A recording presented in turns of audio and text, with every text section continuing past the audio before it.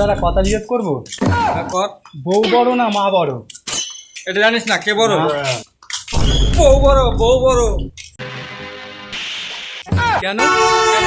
তুই মার সাথে অশান্তি করবি, মা তোর ডেকে খেতে দেবে। বউর সাথে পারবি ঝগড়া করে?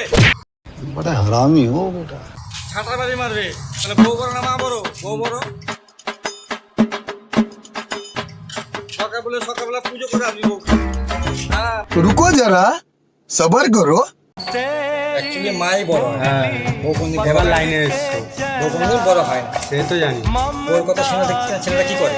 মা বাবা বৃদ্ধাশ্রমে দিয়ে আসে। হ্যাঁ, তাহলে বউ বড় না মা বড়? তাহলে বই বড় হচ্ছে। বই বড়। তাহলে তাহলে কোথায় যাবি? এই জন্য বলি বউ বড়। মাকে কেউ মানে কেউ? মাকে মানে না।